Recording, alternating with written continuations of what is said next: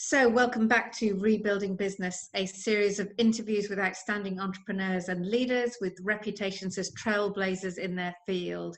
The intention is to share their experience with you over 5 bite-sized chunks of interviews over the week. And at the moment, we are on day 4 with our serial entrepreneur, Gaskell. Kevin is renowned for leading iconic brands such as Porsche, Lamborghini, and BMW to record sales, and has founded and created international businesses in most sectors with staff between the numbers of 7 and 7,000, creating more than £3 billion in shareholder value. Today, we're here to talk about our flexible friend, agility, and how critical it is for businesses if they're not going to hit the wall in times of recession, particularly in this age of COVID. So, Kevin, welcome and brilliant to have you back. You've been so kind to us this week. I just want to ask you, you have always been renowned for being really crucial and decisive about moving quickly. And so many companies can end up in a position of paralysis by analysis. They spend so much time weighing up all the options, they end up with no options. Have you had an experience of when you've moved really quickly, but you've got it wrong? Oh, yeah. Oh, I mean, if you ask me to cite one, we launched a software product into what we saw was a new market and realized that we got 2 things wrong. One, we got the price completely wrong. And 2, we assumed there was a body of knowledge in the market about this new area of opportunity, and it wasn't there. And 2 years later, we are relaunching that product and service with a completely different look and feel and a completely different price model. That's just the latest one. That's one I've been working on today. But if you look through my career, there'll be 100 of those. Actually, that's an interesting point that you share there, because I was looking at some research by Google recently who was saying that you can have the right product, you can have the right team, you can have the finance in place, but the number one reason why a product or a service wins or does well over others is timing, isn't it? Yeah, absolutely. Look, there are 2 different things here. One is launching a new business, and you see an opportunity and you go for it. And it might be a new business into a very established marketplace, and you believe you can do it slightly differently or slightly better or slightly cheaper, whatever it is, and away you go. The second piece is when you see an opportunity in a new area in the marketplace. And the one I've just referred to is a data business where the rules and regulations around data management have changed. And so we've seen an opportunity and we've gone in there. And listen, we've won some customers and the service is great, but we were too early. And it's taken us 2 years to realize we were too early. And now, for the first time, people are coming to us saying, we need to look at your product. For the last 2 years, it's been us saying to them, you really should think about this. And, oh, no, it's okay. We don't think that's an issue for us. Now they realize it is. So timing is critical. And if we look at agility at the moment, because obviously everybody's really having to do some sort of navel gazing and think about what have I got, what am I doing? What would you say are 2 or 3 of your top tips for making sure that you are relevant, that you are current, and that you stay agile in the marketplace? Well, it starts with where do you want to go? And, in the previous discussion, we talked about vision of success. And it's key that you have a clear vision of success for your business and that you maintain that vision of success. And so what I always say is start there and work back to here. Don't start where you are today and because of COVID or another crisis, react, because you'll react and then you'll react back again. And before you know it, you're bouncing around all over the place. So it is a case of being agile in order to get to your vision of success. And that's the critical part. You can afford to move quickly as long as you're moving in the right direction. Don't change direction. Don't go somewhere completely differently. If you need to do things differently in order to survive through the COVID crisis, or, let's park COVID for a minute. That's a short-term issue. And it is a critical issue, but it's short-term.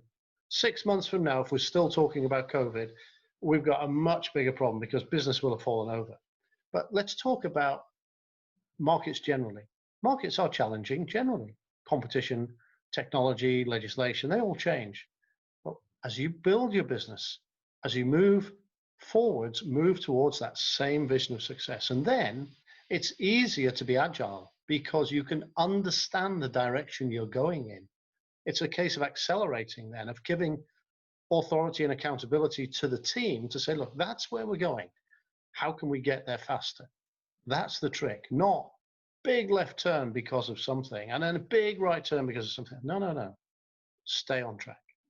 Know where you're going. Everything is focused on achieving that result. Now that is a very interesting point that I think we've seen work very successfully for quite a range of businesses, but there have been some businesses where they've absolutely failed at that because they have stayed on track. I'm just thinking about Kodak and that it's confidence in the marketplace and that confidence that actually what we've got is better than any other, and that when their phones are not going to be combined with cameras because they'll be too big, they'll be too complicated. It's very difficult to know when to make that change on that sigmoid curve. If you're having a phenomenal time and you think the money's coming in, why change? How do you help companies to make sure they don't stay in that comfort zone? Yeah, I mean, this is what I do for a living.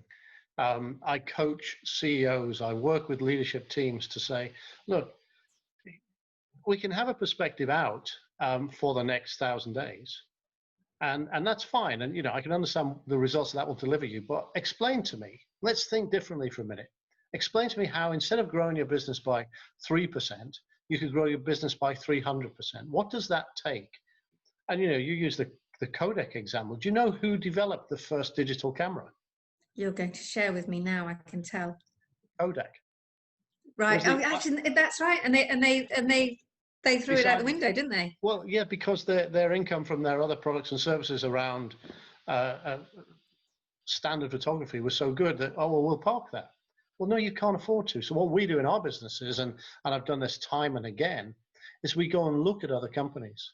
So we would go and look at somebody who does something far better than we do. At BMW, we went to look at airlines to understand how they manage customer flow, how they were able to work with electronic processing, which we didn't have, not in the way they did it. We went and looked at companies that delivered parts in critical sectors overnight. We weren't doing that. So why aren't we doing that? We went to look at service industries. We looked at hotels. We went to 5-star hotels and looked at how they created a customer atmosphere. And what this did was it sponsored fresh thinking. It allowed us to get ideas from elsewhere. And, did we copy them? Well, we copied the concepts, but we translated it into BMW world. So we thought about things differently. So it was a case of not saying, hey, look, we're okay, we've got a plan to get to there. It was, how do we get to there? And, I inherited a business that was growing at 4% per annum. And in the next 4 years, we grew that business by 80%.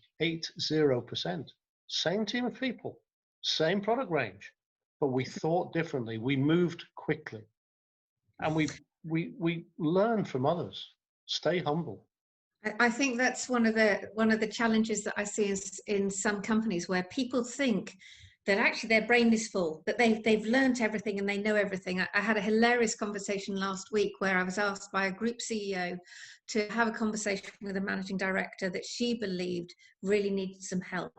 So I had a conversation about what are the challenges in your business and what are you feeling really challenged by as a leader? And he said, well, nothing really. I think I've got a handle on stuff. He said, and I've been doing this stuff so long, I don't think I can learn anything from an executive coach. And I said, you know what? You're absolutely right. Because of that mindset, you certainly can't learn anything from an executive coach. But do you find that actually some of the challenge is not around the creativity and the innovation? It's helping people to open up their eyes to that creativity and innovation. Yes, and even the example I've just cited, the BMW example, when I was asked to run the British company, it was a big business. We were turning over billions and billions of pounds, and I'd just come from Porsche, which was a much smaller business. But we changed things so quickly at Porsche. We transformed that business, and I said in an earlier episode, we'd gone from number 32 to number 1 in customer satisfaction in 4 years. It was extraordinary. I didn't do it, the team did it. But what we did was have a clear vision. Now, convincing others, at BMW, my boss was an extremely capable guy. Um, he was a German engineer, wonderful engineer, but he thought in very neat square boxes. And when I started talking about some of the stuff we wanted to do, he couldn't engage with it. He thought it was all a bit woolly and a bit fluffy and a bit dreamy. And I would say to him, yeah, Wolfgang, but if we do this, we can achieve that. And it took me a year to learn how to communicate with him in a way that he got it, in the language that he would understand of how we will use these building blocks to transform the customer's experience. Once he got it, and once the results started to show, of course, he was my biggest advocate. But you have to be able to communicate what it is that you are setting out to achieve so that others will come with you on the journey. And I think that's a really good example there. It's not necessarily agility of process, is it? It's agility of thinking and agility of behavior. How do I connect with and engage with each individual in a language that they will understand? And that is one of the biggest challenges of leadership. When you've got a defined style, how do I make sure that I'm affiliative when necessary, or actually visionary when necessary? And a lot of leaders find that really difficult. Yeah, I mean, it's making sure people understand that you're not just a dreamer, making sure people understand that there is a tangible benefit to what it is that you're speaking about. But the ideas don't come from the leader. I don't have the ideas. My job is to create the culture so that my team can have the ideas. My team can push. My team can say, hey, Kev, we've got this idea. You know this thing we do at the minute where we go A, B, C, D, E, and then well, how about we just go A to F? Because we could do this with this new process, or by changing the way we look at this. It's like, great, guys, let's try it. Let's try it. So it's giving the authority and the accountability, but also the trust to the team to try things that are different. It is uncomfortable. It is uncomfortable. I'm absolutely sure it is. I'm going to ask a question which doesn't necessarily fit in with agility, but I know a lot of leaders will be listening to this and really interested to hear your experience. And that is, how do you switch off and recharge and sleep at night? Because I know some of the leaders that I've worked with historically, and particularly at the moment, I always say, if you can't control it or you can't influence it, you've got to let it go. But how do you manage that, Kevin, with so much budget? Well, if I said I manage it well, I would be telling you an untruth. Sometimes I manage it well and sometimes I don't. I mean, what I do to relax is I go on expedition. So I'll go and walk to somewhere crazy, or as you've said previously, I rode across the Atlantic a couple of months ago. That's a great way to de-stress because you don't have time to think about the business. You're focused on survival and getting across the Atlantic. So those I use as the breaks, the fire breaks. And I have a very good friend who's a sailor, a guy called Pete Goss, single-handed round the world sailor. And he used to say to me, we walked to the poles together, both poles. And he said, Kev, I call it wiping the hard drive because all the noise goes away and then you start afresh. And it's so true. Day to day, I do things I enjoy. I come back here into my office. I got 1, 2, 3, 8 guitars over there. I'll play one of my guitars. I'll read a business book. If I get one idea from a 200-page business book, I think it's time well invested. I go out and ride my bike in the hills. So these are the things that I do. Just get myself away from business. Turn the phone off once in a while. Try that one. That's a good one. And as you say, pressing reset, isn't it? Absolutely crucial. Yeah. Been brilliant talking to you about agility today, and I think there's so much that business can learn from other sectors, like you say, not even necessarily business sectors, but sports sectors. What creativity, what agility are we getting? Are we seeing in order to make those small incremental changes?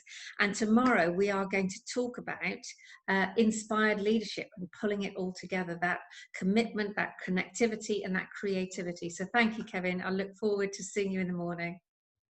Thanks very much.